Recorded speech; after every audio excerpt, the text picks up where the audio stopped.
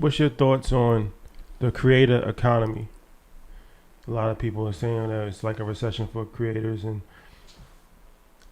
you have few people at the top that's doing well, and the vast majority of people that's making viral content never make any money. Yeah. So, is it sustainable? Like, where do we go from here as far as what has been coined as the creator economy?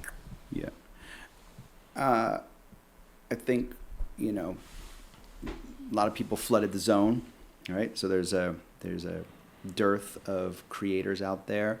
I think, the people that are doing super well, they've found a niche in a positive way, and they're super serving that consumer, and they're adding value. I think those people, long term will flourish. They just have to figure out how to monetize. I don't think the platforms, at least in the current state, are going to be that path. Like, that's just to get you the exposure so that brands like, Samsung or whoever want to work with you. And then I think, they just need people that can help them get brand deals and like explain to Samsung or, Meta or Ray-Ban, whoever it is, like, hey, this is why she or he is super important. This is their audience, and this is how you can activate them. Clearly at the top, to your point, like the Mr. Beasts of the world, Logan and Jake Paul, like, they're, even Shannon Sharp, I think he's, on his way to really dominate in this new sort of like content paradigm. Those people can branch out and do all other things, launch CPG brands, launch candy bar brands, become professional fighters. Like, they really figured it out. The middle, I think, is the hardest part, right? Like, it's like you're not niche enough and specific enough to be seen as like really core and expert to whatever that community is. And I think there's a lot of people in that segment of like, the boyfriend girlfriend videos. It's like I don't know who wants to sponsor that.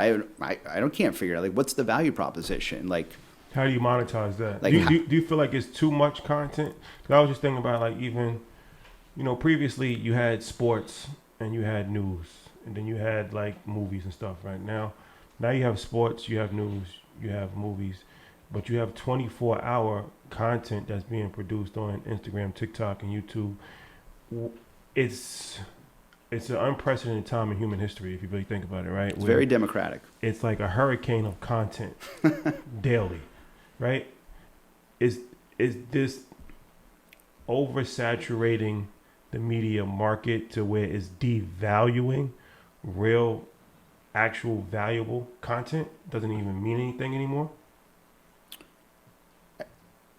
You could make that argument. I wouldn't make that argument because I think when you make really high quality content, it breaks through. Like, we were talking about Speedy interviewing Gorilla last week. It broke through, right? Like, he designed that episode brilliantly, creatively, to have those moments where people didn't know were like, they flirting? Was he like embarrassed? Was he cracking up? Could he not understand her? Like, he designed that whole thing to be a thing, right? And it broke through. And like, people that do that, I think, will be successful. Is there a barrage of like just nonsense and your friends posting 1,800 stories that you don't need to look at? Sure. But the high quality content, I think, will break through. I really like all these platforms. I think are for the betterment, right? And it's giving more people access. All of them are for the betterment. I think so. It's giving people more access. I mean, is that like, a good thing though? I mean, there's obviously not nice people out there. Let's just be honest, right? The vast majority of content, it's like the vast majority of music. The vast majority of music is bad, and it's detrimental, and that's why specifically hip hop music is going down, right? Because previously, like the golden era, you had to really be talented in order to be heard. Now anybody can be heard. Now with that breaking of the barrier, you lose any level of nostalgic moments. Quality of music has gone down, and it's hurt the entire genre. Yeah, I can see the point you're making. I think the point I'm making is like, you have in content, you have these seismic consumer changes happening where like the average age of like news programming on linear television is in its 70s, right? That means there's someone like 104 watching it if the average is 70, right? So People like that watch it, the average is 70? average is 70. MSNBC is 70 years old, right? That means there's no one 18 watching it. Literally no one, not one person, right? And all of these social tools, and I would agree, some of it is not nice and some of it is not good and some of it is low quality.